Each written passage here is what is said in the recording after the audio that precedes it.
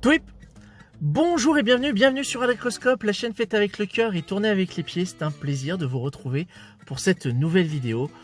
Comme d'habitude, je rappelle qu'Alecroscope est l'une des rares chaînes qui affirme et assume réaliser ses prises en one shot, sans montage, sans filet.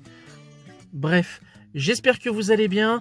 À l'heure où cette vidéo sera sortie, nous sommes en période de vacances estivales. J'espère que celles et ceux qui peuvent profiter... Je me frotte un peu les yeux. Ouais, ça va mieux. J'espère que celles et ceux qui peuvent profiter de quelques jours de vacances et de repos bien mérités le font comme il se doit. Pour les autres, je souhaite bien évidemment toute la force et tout l'honneur possible, respect, robustesse, tout ça pour celles et ceux qui travaillent. Voilà, on va faire une petite vidéo très courte aujourd'hui puisqu'il s'agit d'un un gros erratum. Pour celles et ceux qui sont familiers avec la chaîne, j'avais parlé de mes premiers contacts avec le média du comic book qui avait été fait plus ou moins en 2 temps. La première fois, j'étais tout petit, j'avais feuilleté un Strange qui m'avait été prêté par un de mes oncles, qui m'avait un peu fasciné puisque dans ce numéro dessiné, je crois, par John Romita Senior, le tisseur disait qu'il avait la crève, qu'il était malade, qu'il parlait un peu comme avec notre argot à nous. Ça m'avait beaucoup marqué, et en plus de ça était contraint de se battre avec une tenue qui avait passé au lavage. Donc au lieu d'avoir un rouge et bleu très pétant, c'était un rose et bleu très très pâle, et ça aussi ça m'avait beaucoup marqué. Donc ça, c'était le premier contact. Mais là, ma première vraie lecture, celle que je pensais être le Strange numéro 275, mettant en scène le tisseur dessiné par Mark Bagley et le faisant s'affronter la Tri-Sentinelle pour la 2e fois, puisque le tisseur avait déjà eu affaire à cet engin technologique alors qu'il était possédé par une énergie cosmique, devenant le Captain Universe, un costume bleu avec des étoiles et du blanc. Là, non, en fait, en refaisant l'état des lieux de ma collection de comics, qui à l'heure actuelle est toujours en vente, je le rappelle, je mettrai le lien en description. Alors je sais, petit aparté à part, lors des dernières vidéos, les vidéos ont été publiées un petit peu à l'emporte-pièce. Je n'ai pas eu le temps de réaliser les vignettes. Ça va arriver, patience, je mettrai tout ça... en bouteille très prochainement. Mais là, le sujet n'est pas là. Le sujet, c'est... En fait, ma vraie lecture ne concernait pas le Strange numéro 275, comme je l'avais cru. Mais il s'agit en fait du Strange numéro 261. Strange, c'était une revue jusqu'à il y a quelques décennies maintenant. C'était une revue qui était proposée en France et dans laquelle on retrouvait des aventures des grands titres de l'univers Marvel, à savoir Spider-Man, Iron Man, Namor et les Vengeurs. C'était plus ou moins la même composition. Dans les années 80-90, c'était sensiblement cette mouture-là que l'on pouvait retrouver. Ici donc, nous sommes en présence du Strange numéro 261 avec cette superbe cover dessinée par John Byrne, l'inénarrable John Byrne, le dessinateur qui a fait les heures de gloire des X-Men, a travaillé sur Namor. Et quand j'ai refeuilleté en fait ce numéro, oui, je me rappelle que c'était bien ce titre-là qui m'avait marqué, puisque il m'avait tellement plu à l'époque que je me suis pris à le saccager maintenant. On veut pour preuve, âme sensible de collectionneur, détourner le regard. Voilà. La page de garde, vulgairement colorisé au stabilo. Mais que l'on punisse ce môme. C'est incroyable ça. Dans ces pages de Strange, nous avons un tisseur qui n'est pas dessiné par Mark Bagley, mais par notre ami Erik Larsen, scénarisé par David Michelini. Donc Erik Larsen qui a un style graphique très anguleux, très atypique. Voilà, on est à fond dans les années 90. Hein. Vous voyez Flash Thompson là? Ça c'est du spandex. Hein.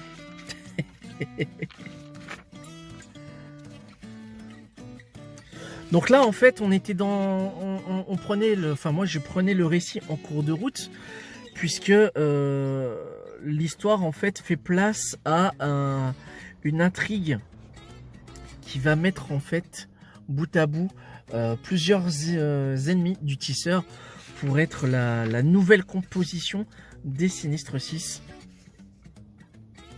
chapeauté par ce cher Otto Octavius. Alors, très bêtement, j'avais en plus de ça numéroté les vilains juste là. Quelle erreur, mais quelle erreur.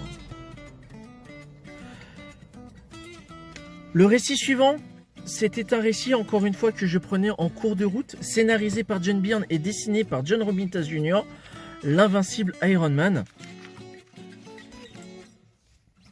Alors là, par contre, on a du John Romita Jr. très en forme. Sur Iron Man, je trouve. Les planches sont vraiment très très sympas. En fait, l'histoire raconte la mise à l'épreuve de la dernière version d'armure proposée par Tony Stark. Et c'est plutôt intéressant. On est loin de la nanotechnologie de l'époque. Puis là, on a un Tony Stark absolument magnifique avec sa petite coupe mulet, qui avait d'ailleurs donné lieu à une série animée du même nom, et où il avait effectivement cette coupe mulet. Mais bon, bref. Ah oui, et puis, malheureusement, voilà, au lieu d'avoir un petit teasing traduit, on avait voilà des petites itérations, des explications de ces mystères dans 30 jours. Un peu dommage. Dans ce numéro-là, on avait l'attaque des Martiens, le fameux canular radiophonique d'Orson Welles qui est expliqué dans ces pages. Puis là, nous avons... C'était le récit qui m'avait le plus marqué. Après Spider-Man, c'est clairement celui-ci. C'est Namor, monstre des mers, illustré et écrit par John Byrne, mis en couleur par Glennis Oliver. Le travail de Namor, enfin le travail de Byrne sur Namor, sur ce titre est incroyable. La couverture déjà me parle beaucoup et je ne sais pas si ça le fait pour celles et ceux qui connaissaient les comics comme moi sur cette période-là. Mais Namor par John Byrne me rappelait énormément Vega de la division Alpha. Au niveau morphologie, ce sourcil un peu hérissé, ce dynamisme dans les séquences de vol. Clairement, vous prenez des planches de Submariner de Namor et vous preniez des pages de la division Alpha dessinées par John Byrne aussi. Clairement, la ressemblance est plus que troublante, au-delà du simple fait que ce soit le même dessinateur. Donc dans ce récit-là, Namor fait face à une espèce d'entité qui englobe et qui grossit son propre corps, composé de détritus et autres...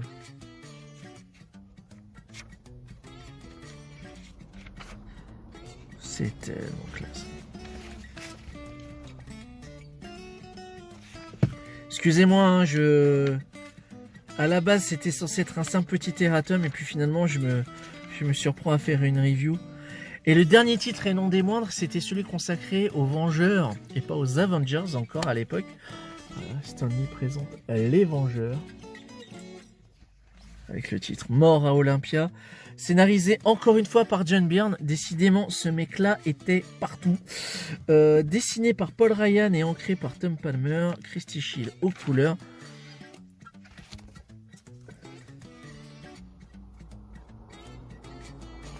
Paul Ryan sur les Vengeurs, et ben moi j'aimais bien. Il y avait un côté un peu roots, un peu brut de coffrage, je trouve, dans son trait. Et j'aimais vraiment beaucoup. On me présentait déjà Annihilus à l'époque et je ne savais pas du tout qui c'était.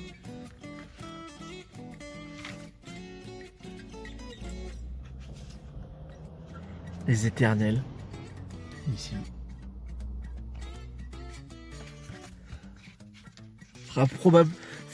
Ça fera futurement écho à la prochaine production du Marvel Cinematic Universe.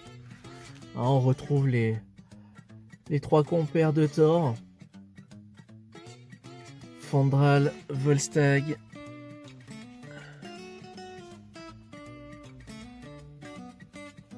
Et j'ai bouffé le troisième.